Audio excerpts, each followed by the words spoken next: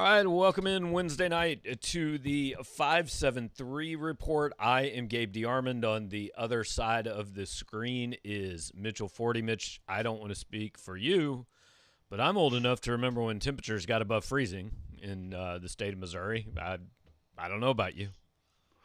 Yeah, I mean, it seems like it could have happened in my lifetime, but I don't know. It's hard to think past the time when it's been freezing. I mean, even freezing wouldn't be that bad now. It got down Right. to like -9, so that's a 40-degree difference. That's like the difference between 50 and 90. My qualification for what is an acceptable temperature is if it doesn't seem like it could be on the Celsius scale, I'm good with it. But right now, we're still kind of in that area where conceivably we could be measuring in Celsius or centigrade, like it was called when I was growing up. I don't know Yeah. why they changed that, but anyway, okay. Well, we're starting to get comments, so I appreciate that. Definitely let them roll in. I have a feeling I know what we're going to spend most of the time tonight talking about. The weather sucks, but like we have really good basketball to take our attention away from it and get everybody interested. So, I don't know, like what the hell last night? I don't know what else to say. Yeah, I mean, look, yes, Missouri was missing Jeremiah Tillman, but we both went into that game saying if this is, the type of team that they're kind of claiming to be and that people are hoping they could be, they need to be able to beat Georgia without him. And they clearly had enough to do so because they were winning by 13 points in the second half. And then just kind of this thing that has started to become a trend happened where just like things started to go wrong and then the players seemed to panic and took bad shots and turned the ball over and it just turned into this massive snowball and they couldn't stop it. And yeah, I mean, like, it's a concerning trend for sure. Like I still think this team's going to make the NCAA tournament and all that, but like it's you have to be a bit worried considering this is kind of the year that Konzo Martin's been building towards, that we've had this happen now 3 or 4 times where second half's gotten away from them to that degree. Yeah. Speaking of snowballs, Danny Ragland says that he was working overnight in -15. So, look, we want to be clear here.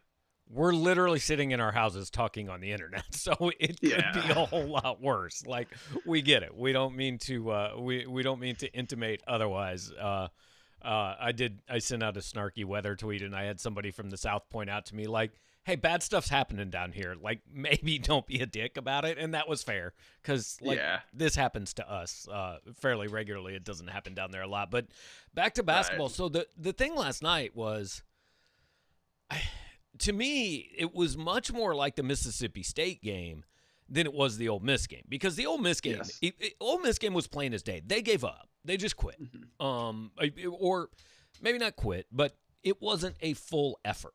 The Mississippi State game and the Georgia game, I don't feel like they gave up, but I feel like the switch, like it got to the point where the opposition said, oh, hey, like we really got to try here if we're going to have a chance.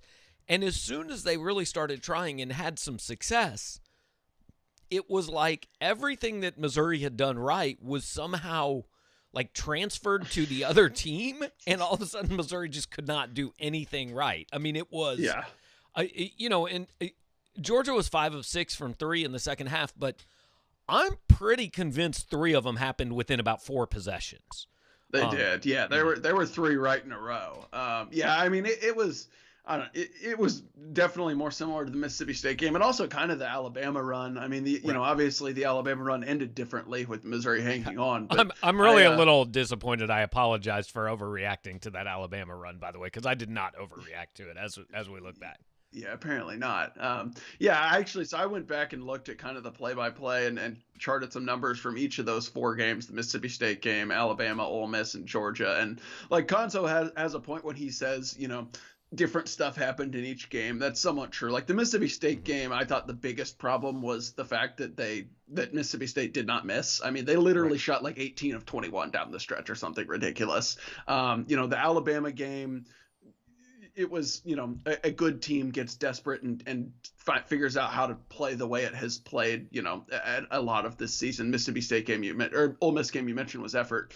Last night, I thought the biggest thing was Georgia made a little run as teams do sometimes. They get down 13, something like that. They make a little run. And then Missouri just totally panicked on offense.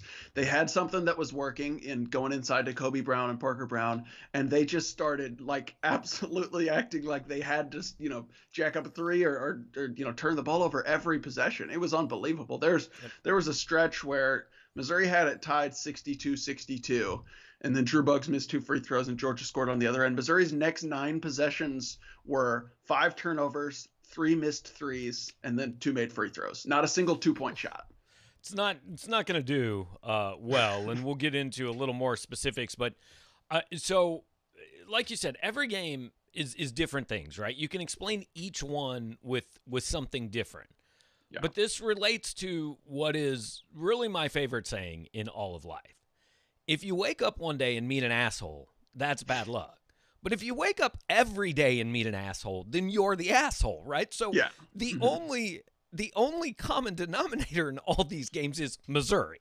Yes. So yeah. And them blowing a lead, right? Right. Yeah. At some point, you can explain each one individually, but the larger point, and I've said this, like it relates to so many things in recent years. The transfers out of Kim Anderson's program, the failure of Barry Odom to get recruits. Like, yes, each individual thing has its own explanation, and they're all different, but the one common denominator is you.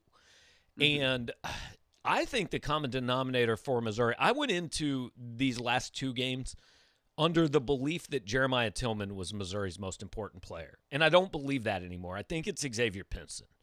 Because I think the way he plays is most indicative to how Missouri will play.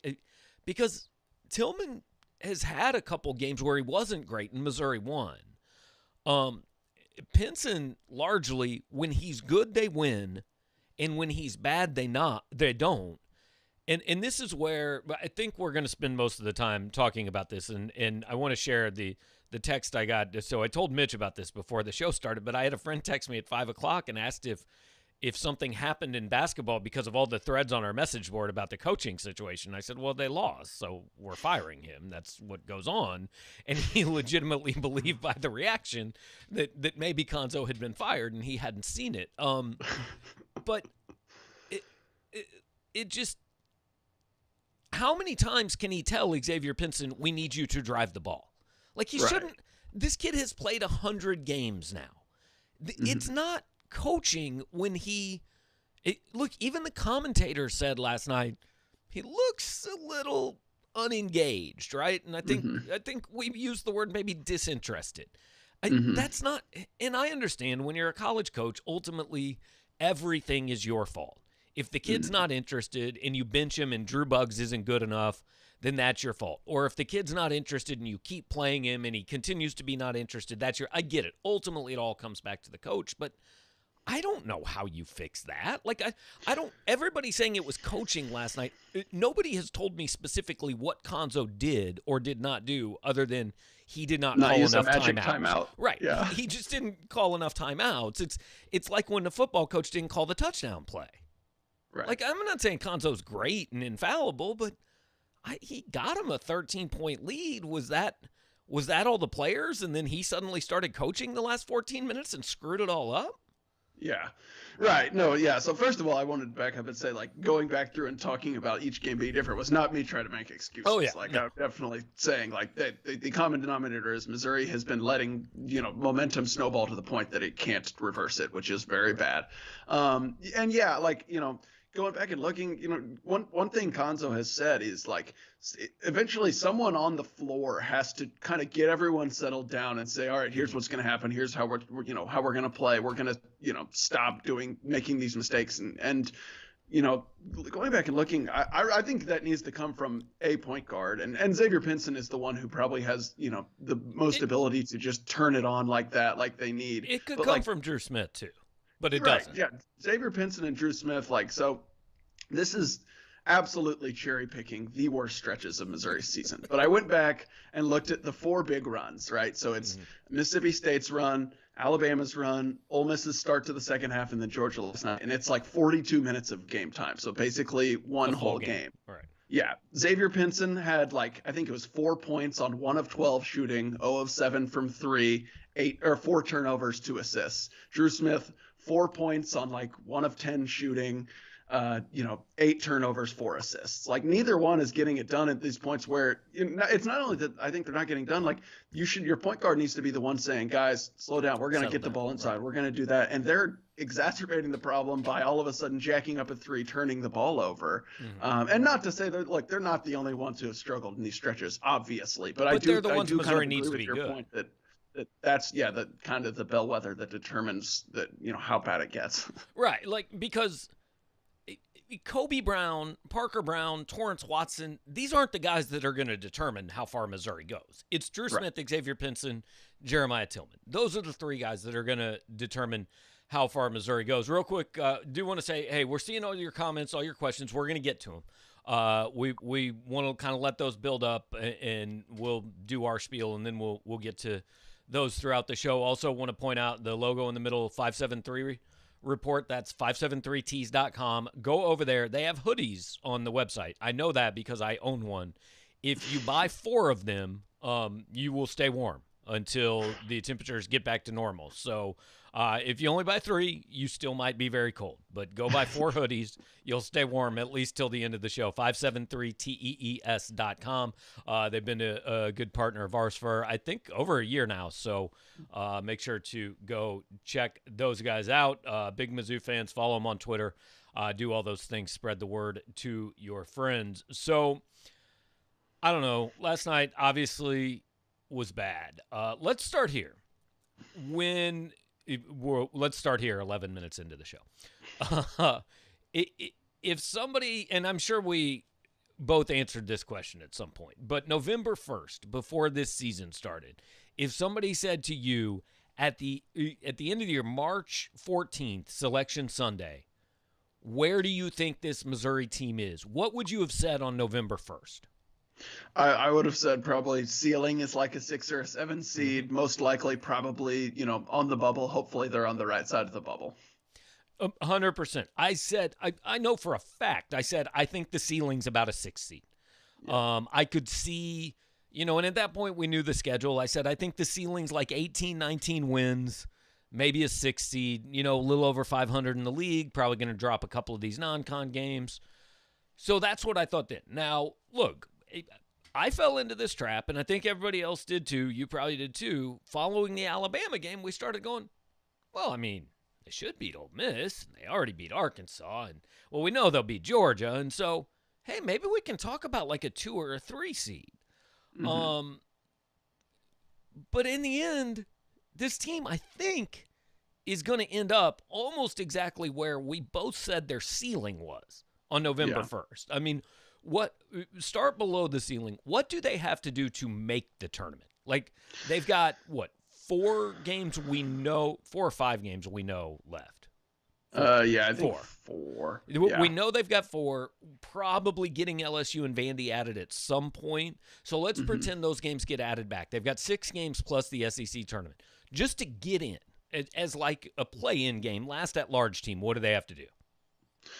Probably win at least 2 of them, I guess. I don't know. I mean, maybe not even though. Maybe it's just 1. I 1 or 2 wins. Depends who they're against. I don't know. It's hard to say because everyone's resume is so different right now with the number of games played. I was going to say all they've got to do is beat the really bad teams. Yeah. If they beat South Carolina, A&M, and Vanderbilt, they are in the tournament. Yeah, 3 wins, I think they're in. They're 100% in.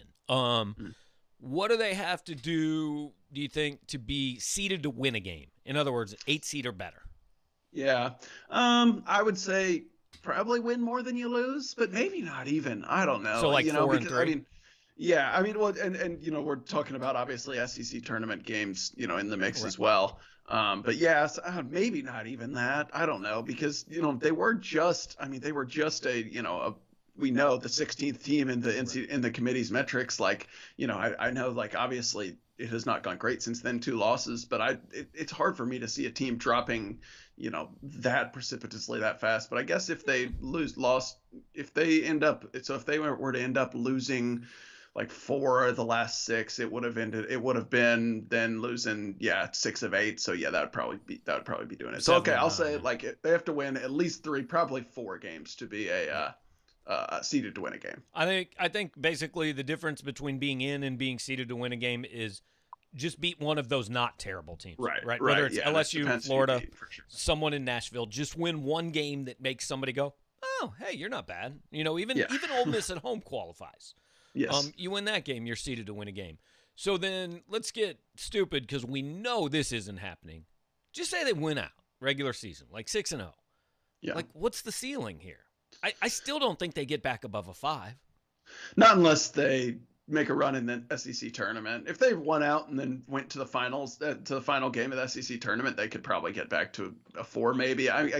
Depends what other teams do. But, I think the ceiling is probably about a 5 right now. And that's like, look, that's okay, right? Yeah. I mean, that's a solid season because here's the argument that, well, there's 2 things I love about projecting the NCAA tournament. Like that bracket comes out on Saturday and everybody goes, oh, well, I'd love that bracket. Well, cool, because it doesn't matter. Like it doesn't exist. A negative 600% chance that those 4 seeds are lining up exactly that way. But then I also like after the loss, now it's, well, this team, I mean, they can't make a run. Dude, I've seen terrible teams get healthy or get right at the right time. I mean, this team has already this year beaten in succession Wichita State on the road, Oregon at a neutral site, and Illinois. Like, that is the equivalent of like a first round, second round, Sweet 16 type run. We know they're capable because they've already done it. Right.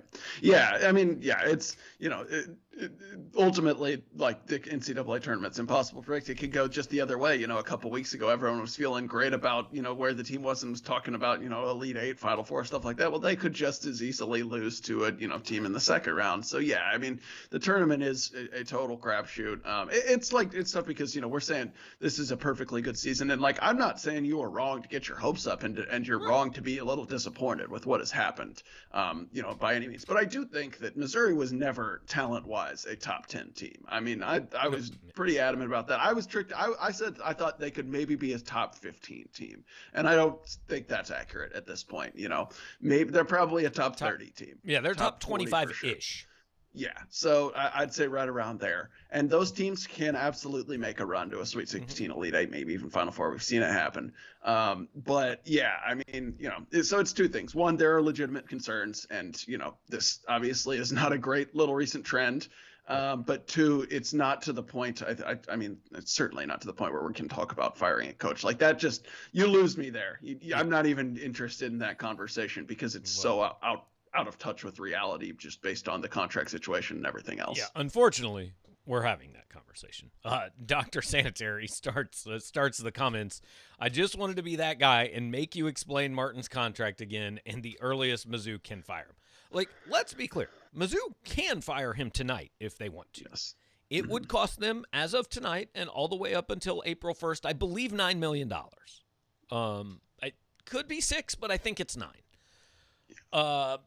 So he signed a 6-year, $18 million deal when he started, correct? Something. Or was it 7 for 21? I think it was 7-21. Okay, 7 for 21. Yeah. So he is in year 4. He has 3 years. He would have 3 years left. But by making the NCAA tournament in year 1, he added a year to that. So he now has 4 years left on this contract after this year. Before next April 1st, it still costs them $6 million to fire him. Before April 1st, 2023, it costs them $3 million to fire him. So, guys, it's just not going to happen after this year. And assuming they make the NCAA tournament this year, it's also not going to happen after next year. So, if you want to bang your head into the wall and develop carpal tunnel by typing messages about how they should fire him, you can do that. And that is fine. And we appreciate your credit card clearing for that to be your sole purpose in life. But he ain't getting fired. I mean, it's not happening. Exactly. Yeah, that's the thing. You can be critical and all the rest, but yeah, it's not realistic, especially. I mean, like, I understand the people who push back against this and say like the goal shouldn't be, for this to be the ceiling. But you do have to look at Missouri's recent past. You have to. I mean, this is still, even as of right now, the best season they've had in 9 years. You don't fire a coach in the midst of that. And yeah, you're committed to this guy. And look, I mean, I can go to bed every single night hoping I wake up 6'4" and not bald. I mean, it's not going to happen. It's never changing at this point. But that doesn't mean I can't lay my head down on the pillow and hope for it. So if you want to tell us how Konzo should be fired, I mean, please, that's fine. That's go ahead. Jared believed this team was different, and Mizzou does what Mizzou does. That's a me problem. I mean, I get it, but so this is I've decided today. I think I don't know if I said this to you, Mitch. I texted it to a couple of people. The reaction today has made me think that and I do not want to generalize and say all Mizzou fans, but there is a segment of Missouri fandom that is like Cubs fans, but maybe not quite as fun. Like the Cubs were the lovable losers and embraced it. Missouri fans like hate it. They don't even embrace it, but they don't know what to do without it. Right? It's like, I'm going to convince myself that light around the corner is a train because it's been a train often enough in the past that it's not ridiculous for me to think it's a train. And even if it's not a train, the next one's going to be a train. Yeah. I mean, it's definitely a phenomenon where, I mean, I get more texts and see more like tweets from fans when things are going poorly than when things are going well, especially with basketball, where it's like, oh, not again. Of course this happened. Mizzou's going to Mizzou. Right. Like, it's become like the identity in a sense, which, like, again, I get it. You've been through some stuff. Like, in my 4 years of college, Mizzou their best team was that Frank Hayes last team, which was terrible. So, I mean, it's not been a good run, but, I mean, at a certain point, you do have to, maybe let yourself enjoy the decent moments. And, like, this is the school that, like, just earlier this year, they had a 4-play goal line stand against the defending national champions, right? That happened. Right. I remember that happened. Another game, they went the length of the field in 45 seconds to beat their old head coach. That happened. Right. They've won 3 in a row against Illinois. So, like, there are good things that you can see. And guess what, guys? This can flip because one of my favorite things is Sam Mellinger uses this in, like, 1 out of every 4 columns he writes. But he said he always used to write, the Chiefs are going to chief. You don't know how or when they're going to chief, but they're going to chief. And that meant one thing until 3 years ago, and then it all of a sudden meant the completely opposite thing. So you never know, guys. I mean, I don't know. Maybe Anton Brookshire is like your Patrick Mahomes, and it's just all going to change next year, and he's going to suddenly score 37 a game. I just picked him out because he's the recruit that came to mind. But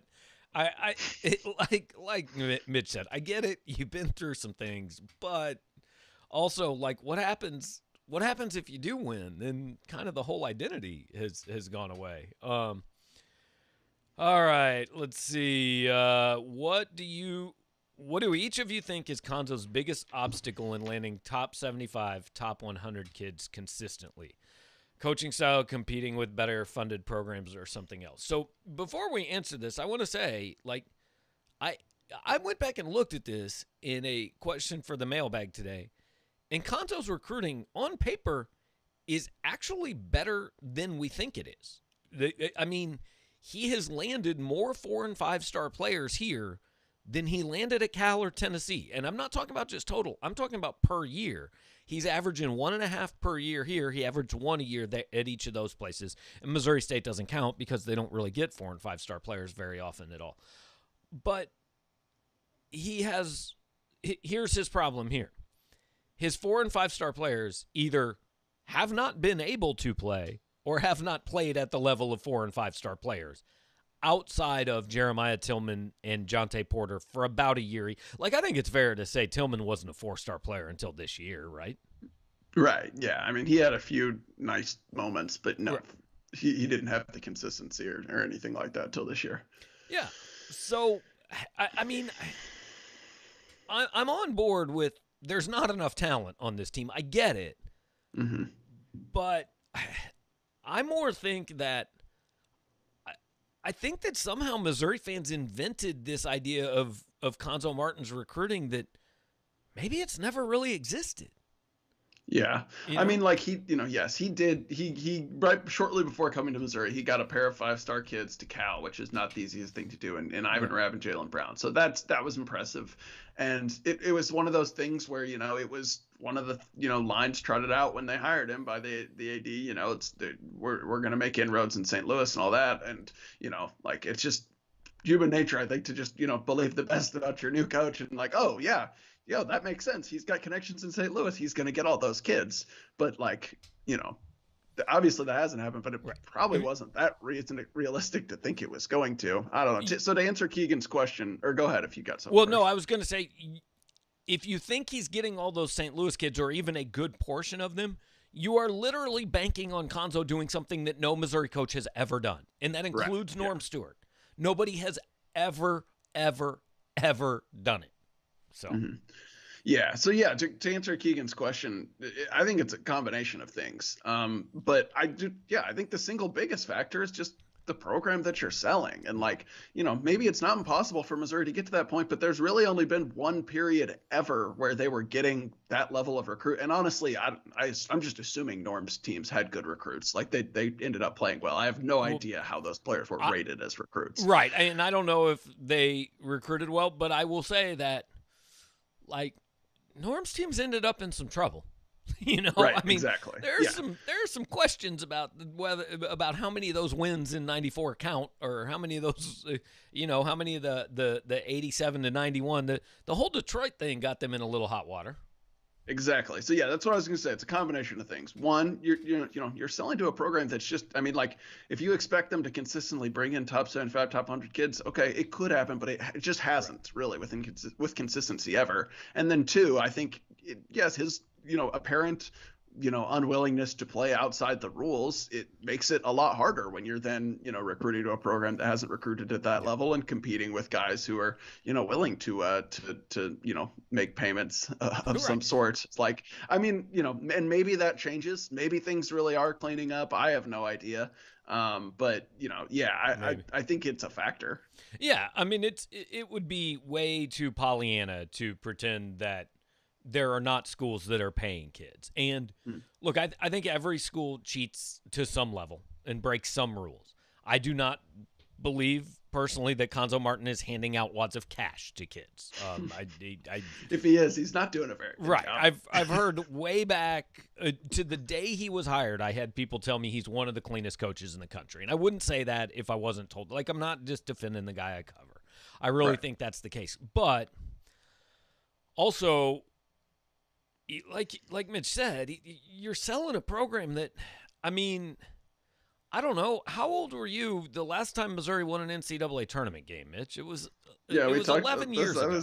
I was in high school. Right. I was I think a sophomore 15? In high school. Right. Yeah, 15. Yeah, we did talk about this. Yeah, and so I think, and I posted this on the board today, and I know it won't go over well, but I can say it because I include myself in this. Like, I was a Missouri basketball fan growing up. That was the team that I probably identified with and watched more than any other. Derek Chivas, Doug Smith, Anthony Peeler, Melvin Booker. Like, those were my formative years as a sports fan, and I loved college basketball because of those teams. It was, honestly, outside of the J School, the biggest reason I went to Missouri was so I could go watch Missouri basketball games in person. So there is there's a pocket of the fan base around my age that looks at what the program was back then and believes that's the standard and thinks that's what it should be. But the truth is, it hasn't been that for 27 years. Like, we're borderline Nebraska-Tennessee football fan here, right? I mean, if you want the truth, Nebraska and Tennessee football have both won national championships since Missouri last won a conference title in basketball in the regular season. So Right, and they have national championships versus Elite Eights. I mean, like Right. Norm had great runs, but it's not like you have that, a national title maybe changes the conversation more. Right. Well, and I don't think anybody's asking for Missouri basketball to win a national title, but my point is that the people my age have this idea in their head that, hey, we should be a top 10, top 15 program pretty much every year. We should be in the tournament 3 out of every 4 years. We should be competing for titles in the SEC because we've done that. And we forget about the fact that the last time they did that, I legitimately was a senior in high school. And so kids now, taking it back to Keegan's question, you know what the biggest hurdle is? Is kids don't think about Missouri basketball. It's not a big deal. It's just not it's not really, I don't want to say nationally relevant. I'm not sure how relevant it's been in the state the last 7 or 8 years. Right. You know, I mean, other than the Michael Porter Jr. year, which they got nothing out of. I mean, like he didn't play, so but that's truly, honestly, like if I talk to a lot of these basketball recruits and so what do you know about Missouri? Every single one, all they say is, well, Michael Porter played there. Like that's all they know. Like they because there's been no other reason to pay attention to him. He did for like 72 minutes. He did. Yeah. So that is technically a factual statement, but like even going back to, the into Mike Anderson era, beginning of Haith, like not only was that a team that I think got obviously recognition, but it was built with Marcus Denman, Mike Dixon, and Kim English wasn't from the state, but man, he really embraced the state. And so kids that were from around here, and there was just, I think, more state pride. I think some of that was lost when they went to the SEC because basketball was just less important and because they didn't play Kansas and Kansas State and Iowa State every year and Oklahoma State even. Then I think the rest of it was simply lost because they were bad for 5 or 6 years. And it's the whole chicken or the egg question, right? Do you have to win to recruit well, or do you have to recruit well to win? And the answer is yes, like do one of them. I don't care which one comes first, but you have to do one of them. Exactly. Yeah. So, and right now Missouri is recruiting, like, it's not awful, but it's not good enough. And they're playing not awful, but not good enough. But last night was awful, but outside of that, not awful. So, and now Dr. Sanitary is asking the other thing that I think leads to the angst in talking about basketball. Is it unreasonable to say next year we will be Kim Anderson bad? Some people on the board have said that's not true and that the transfer portal will be there, but we said that last year. So I want to start by saying I'm not sure that people understand how difficult it is to be Kim Anderson bad. Like, we're talking 9-24 as an average, guys. That is hard to do. I mean, you schedule 6 or 7 wins a year. So basically, you're talking about in those other games, you just went 2-24. Like, that is very, very difficult. But I mean, yeah, they're probably going to be worse next year. But what I hate is that every loss turns into, well, we haven't been good in 9 years, and we're not going to be good next year. Like, last night's game was not about 11 seasons. Last night's game was just about last night's game. Yeah. Yeah, no, I definitely agree. And yeah, first of all, like, I appreciate the question, Dr. Sanitary. This is not personal, but it's just something I see all the time, and it bugs me. Like, you can't bring up Kim Anderson levels, and like, again, it's like the fiery thing. You lose me there, like, because it's just not reasonable. Like, you can be worried about how bad the team is, but by comparing it to a Kim Anderson team, it's like, okay, that's just overboard because those teams were impossibly bad. But yes. Secondly, yeah, like, there are major concerns, and like, you're banking on a guy who hasn't been spectacular the past couple off seasons in acquiring talent to get an influx of it to help right away. But at the same time, it goes back to what we were saying earlier, like, even, yes, last night was bad, but even at times where this season hasn't been perfect, it's been a lot better than what Missouri has experienced lately. And it's, probably going to be better than next season. So I don't know. I guess I don't totally get the, like, oh, next year, what's going to happen? Like, worry about what's going to happen in the next few games or what happened in the past game with this, solid season you're having. Yeah. And now look, I'll set this up, assuming we're still doing this show a year from now. I will like do something terribly painful or embarrassing if Missouri next year loses a game to a mid-major team that pulls over on the side of the highway in an ice storm and hops a fence to eat tacos on the way to the arena. The best story ever. If that happens, and yes, it did happen with Jay Spoonhour's Eastern Illinois team, right?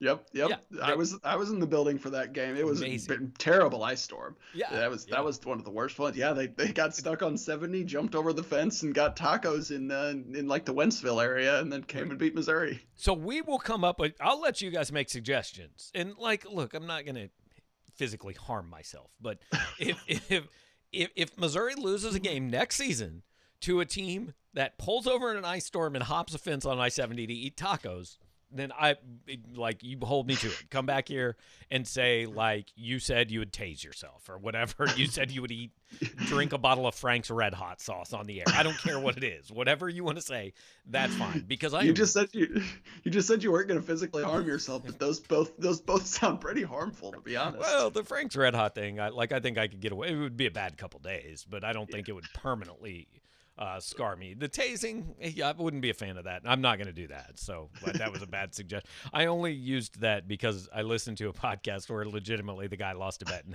asked to get tased. But then COVID hit and it hasn't been able to happen because they haven't been in the same place since then. So he's been spared for more than a year. But yeah, if you want to make suggestions for what I can do if somebody has to hop the fence and eat at Ruiz Castillo or whatever it is on the way yeah, that's what it is. On the way I to think Missouri. We should have to do that same thing. We should have to hop the fence and eat at Ruiz Castillo and then play basketball or something. Honestly, that sounds damn delightful. I would do that. I would drive there right now and get some tacos. I'm sure they were excellent. Jay Spoonhour recommended. All right, so this is kind of an interesting thing that Jake brings up. There's a trend with Tillman and Pinson. When one goes bad, the other one goes bad. And I don't have anything other than just, yeah, I kind of think that's true to back that up. Like, I haven't looked at any numbers. Yeah, I haven't looked at numbers. I don't know. I don't know. I feel like there's been some games where Tillman, when he was on that stretch where he was playing well every game, I feel like Pinson wasn't necessarily playing well every game as well.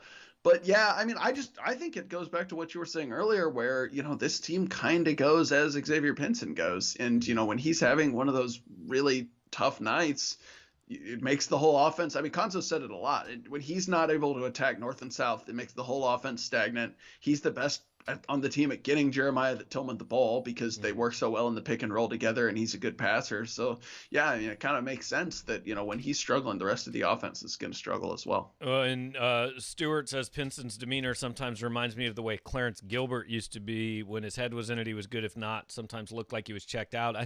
I don't 100% remember that about Clarence. What I remember about Clarence is you're damn straight he was going to shoot the ball. Like, it didn't matter if it went in. He was going to shoot the ball 17 times every game. Here's what I just kind of thought of this. The guy I would kind of compare Pinson to, and they're different players. And one of them was the best I've ever seen do it here, so it's not fair. But Pinson's ability to get into the lane is a little bit reminiscent of Phil Pressey. Like, Pinson is the fastest player on the court almost every time he takes the court. If he wants to, he can usually get in the lane, right? Mm-hmm. And maybe this is the passage of time, but I don't remember very many games watching and just saying, Phil just kind of looks like he's hanging out. Look, he shot the ball too much sometimes, especially his last year. He didn't play well every time. But, I don't really think you ever question the motor and hey, is he executing the game plan or trying to execute the game plan? And I think those are the things that have been questioned with Pinson the last couple of weeks that make it concerning, honestly, because it's not – I don't think it's a physical talent issue. Yeah, I don't think so either. And Konzo is never going to throw guys by name under the bus. Right. He did say after the Ole Miss game, some guys just didn't bring or didn't show up. And it was pretty easy to figure out who he was talking about. But he has said with Pinson, he's like, it's the same stuff we've always talked about. He's got to he's got to drive, he's got to get in the lane, he's got to take pride in his one-on-one defense, and we've talked about that a lot. Like, he knows the deal. Mm-hmm. So I think at a certain point, like you said earlier, like, what more can he do as a coach other than, like, he can't physically make him drive into the lane or get a stop. Yeah. So I mean, he can pinch him, and he does at times, but I mean, God love Drew Buggs, but he's not going to go out there and replicate X's offense. It's never going to happen. I still got to watch game film to know how he averaged 8.5 points a game. I mean, I mean, I don't know. Yeah, he made a 3 the other day. He did. What was the Arkansas game? Yeah, so there's 3 that. shots in that game. All right. Apparently, Dr. Sanitary says I'm a mid-Missouri celebrity. I don't know where this came from, but I guess it feels good. I don't know. Congrats. Yeah. I've got a 573tees.com endorsement. You can go there and buy some T-shirts and tell them I sent you. I don't think that gets you anything, but it gets you my goodwill, and it gets you a new T-shirt, and it gets them some attention. So that's good. Other than that, I don't really have any endorsements that I know of across town, but I would take them. If anybody wants to, if anybody wants me to start doing the local commercials, I'm willing. I've got time. I know how to operate YouTube, so I could do this. Jared wanted to know about if we've heard how the SEC will make up those games. So a couple days ago, Sankey said he thought everybody could still play 18. Right now, do we think tomorrow changes that? Because they just canceled 3 more games. Yeah, they postponed 3 more. I don't know. I mean, I still kind of don't see it happening. Like, I still just think they're gonna try to just have everyone play who needs to play, who can play one more game on that weekend before the SEC tournament. Maybe if, like, Missouri has 2 games, they have LSU and Vanderbilt, maybe they could send them both to Columbia, and Mizzou could play 2 games in 3 days or something like that, because they don't have to travel. But I just don't think the SEC, frankly, I don't think they care all that much about getting in all these games. It's not like football where each one carries all that, monetary amount. They should care much more about getting these teams to the SEC tournament and, putting on an SEC tournament. So they have not released specifics on a plan. Other than just, having that one weekend available. We'll see what happens, but I kind of doubt at this point every team's playing 18 games. I mean, South Carolina's got to make up 4 games now. I don't see it happening. It's not just COVID now. These games tomorrow are canceled because teams can't travel because of ice. Right. I mean, it's somebody doesn't want this season to work. What will the conversation be if Mizzou were for some reason to lose out? Oh my God, I would not get on the message board. I don't know about you, but I would avoid it for at least until the end of spring football. The conversation spring football's ending around the same time as basketball this year, but I mean, the conversation would be unpleasant. I mean, definitely it would have a lot of words we can't say. Yes, that's for sure. I mean, it would be, Konzo definitely, I mean, again, no way I think is he removed after this season, but I think it would then at that point be his seat is pretty hot going into next year. If he misses the tournament somehow at this point, I would definitely think his seat would be pretty warm going into next season. I mean, you'd be going from 13-3 to 13-12. That's right. I have a hard time seeing that, but I don't know. I guess Texas A&M's really bad, guys. They're going to, at a minimum, beat Texas A&M at home. I'm pretty confident of that. Football recruiting question. What would you define as closing the borders when it comes to recruits? I don't know, get over half of them. Over half of the guys you offer that's as good as can be expected, I think. It's just unreasonable. I agree. There's always going to be people who want to go play elsewhere. And I think, 6 of the top 10 or if you offer more than 10, you offer 12, try to get 7 of them, something like that. Yeah, because, this whole sealing the border thing, I think Pinkel at one point said 75%, and that's a good goal. I don't think it's very realistic, especially because more and more teams are recruiting the state every year. Shannon wants predictions on baseball season. I mean, I like the trade for Andrew Benintendi. It's a tough division. I still don't see the Royals being better than 3rd, but I feel like they're making moves. I assume that's what Shannon wanted to know because, like, look, I can't pretend I know a lot about Missouri baseball at this point in time. I don't think they're going to be like they just got to find ways to 500 in the SEC. Yeah, I was on a Zoom with Steve Beezer and a couple of the players the other day, so I learned a lot. So you're the expert. Yeah, I mean, like, I will say it's pretty comical that, I mean, Missouri is starting their baseball season when, it is literally 0 degrees in Columbia. I mean, they've had no ability to practice outside for weeks. They're actually scheduled to play a home series in February, which that seems not unlikely to happen. Yeah. So, I don't know. I mean, my prediction is they will probably, be in the discussion for a regional and either barely make it or come up short again, like similar. Right. That's pretty standard for Missouri in this league. And look, I mean, I get it. It's kind of telling that we don't really know. Like, I couldn't tell you much of their lineup because it's just not – it's not a sport that's ever really caught on big at Missouri. And if you want to be good in the SEC, it does have to matter. It's the flip side of basketball. I think this league doesn't much care about basketball, but boy, it really cares about college baseball. And Missouri doesn't exactly fit in that way. Obviously, the people involved in the program really care about it, but I'm just talking about like fans. I mean, 07, 08, when they were they were hosting super regionals. They had a chance to go to Omaha, and I don't know, they got like 1,200 people. Something like that. Yeah. I mean, it was probably more than that, but average for that season, I think, was less than 1,000. So. Yeah. I mean, I don't know. It's tough. The deck is stacked against them for sure. Yeah. Let's see. Stewart says Watson and Mark Smith are the disappointments for me this season. By now, you might have hoped they would be regular contributors, except for Mark Smith's defense. Not much from them. I mean, Mark had some good games. Everybody knows it's a down season. I thought one of the encouraging things from last night, I thought Mark played pretty well. Oh, I thought he might have been Missouri's best player last night. Yeah, I mean, I guess other than Kobe Brown. Kobe Brown definitely had a good game. But, yeah, Mark Smith played well. He made a couple threes. He had, I think, 7 or 8 rebounds, maybe even 9 rebounds. He had 7 rebounds. He was fine. But, yeah, I mean, like, I don't know. I guess I sort of get the disappointment with him because, in past years, it's like when he was healthy, he was pretty solid, and it seemed like you could kind of write off some of the, late season decline as health related. And he started off this season so well, and he also provides what this team kind of really lacks, which is a, consistent spot up 3-point shooter. But I also think at this point, you just kind of have to know who he is and know your best case scenario for him against high major competition is something like last night where he's giving you something like 11 points, 7 rebounds, decent defense. I don't think he's likely to be, a 20-point scorer very often. And the thing with Torrance Watson plays the same.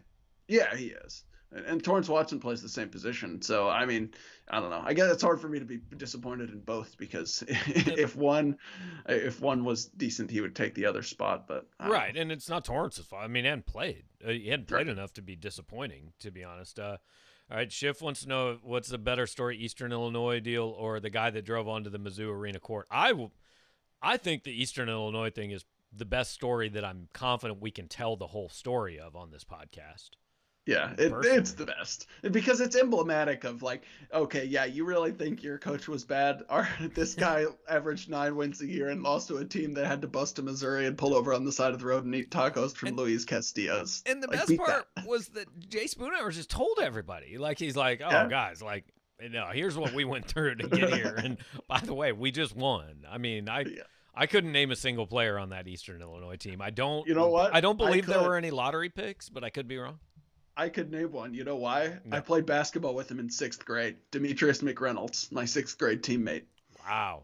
Was he Barrett good? Traditional Middle School. Okay. Yeah, he was good. He was like their second leading scorer. Interesting. Well, yeah. That's one of the reasons why I went to that game because, there was not certainly any other reason to go watch a Missouri basketball game at that point other than it was icy outside. There was nothing to do elsewhere. But, yeah, I went and watched my former teammate Demetrius. Way to go, Demetrius. We're proud of you. Good effort. What's Demetrius doing now? You keep in touch with him on Facebook? No. No. Well, no. I mean, probably playing in the NBA if I had to guess if he was on that juggernaut. Look, if you happen to run across him, and he wants to be on the 573 report and talk about the taco night, I am down. We'll definitely have an off-season edition of the 573 report with taco reviews from Demetrius from Ruiz Castillo. This thing's going downhill fast. Shannon wants to know if we think Mizzou will play in the SEC tournament. Yeah, every indication I have is they're going to have a tournament and everybody's going to show up. I think at this point, right? Yeah, I think so too. And honestly, the more Missouri loses, the more I think they should show up, try to get another decent win. Unless, a couple weeks ago, the case was probably a little more compelling for them to just be like, all right, yeah, we're safe. We're good with taking our 4 or 5 seed or whatever. At this point, you get another, quad 2, maybe even quad 1 win there. That could bump you up a seed line. Yeah. Greg, who checked in on the pregame show last night and was about to take off on a flight, said the Wi-Fi went down and he missed the second half. So Greg thinks Missouri played a hell of a game last night. He's logging onto the internet today going, I don't know why you guys are all upset. Yeah, it'd be even better if you got to watch the first 7 minutes of the second half because they were playing even better. The first half wasn't all that great. They started off kind of sluggish. They were winning by 4 at half. But yeah, Greg, great first 6 minutes of the half. Right. Yeah, just the perfect time. And says he got $8 back from Southwest Airlines. Wow, I really don't feel like they should be charging you for Wi-Fi these days. They should just be happy if you're on a plane. Right. And also, yeah, it's clear that every single plane has it. It's just they're taking advantage of the captive audience. It's what it is. 100%. Yeah, I think we should riot. Also, Greg, had you actually not gotten that $8 back and had you actually watched the whole game, I think maybe you could have sued Missouri for making you pay $8 to watch the second half. I don't know if you would have won, but you could have sued, I think. I've seen people sue for less dumber things. All right, so I don't know. I guess next week we're going to talk about spring football because, it is, the snowplow knocked my damn mailbox off the post today. So obviously it's time for spring. Oh, yeah, 100%.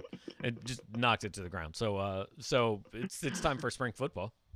Yeah, that makes sense. Yeah, it's never felt further from spring.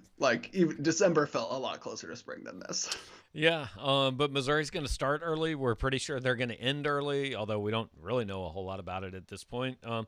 But I don't know. We'll talk about it some next week. I'm sure people will have some questions. I'm sure they'll be in a good mood after Missouri goes and beats, South Carolina, and then whoever they play after that. Ole Miss, I think, might be next. I have no idea. I know I'm usually good to know that the next game. But South Carolina is the next game, and then the two after that are Texas A&M and Ole Miss. I just don't know the order. So. Yeah. Okay. Yeah. Well, so theoretically, they should probably win all 3, but we will see. Yeah. Theoretically, they should have played the second half last night, but it didn't happen that way. So, anyway, Conzo Martin not fired. Us assuming we don't get fired, we'll be here next Wednesday. So, Mitch, I don't know, man. I hope we make it 7 more days. Hopefully, yeah. You're literally the person who could fire me, so the fact that you're banking on me being here 7 days is a good sign for me, I guess. The truth is, if I fire you, I got to work harder, and I'm not big on that. So, we'll see you next Wednesday. Thanks for watching, everybody.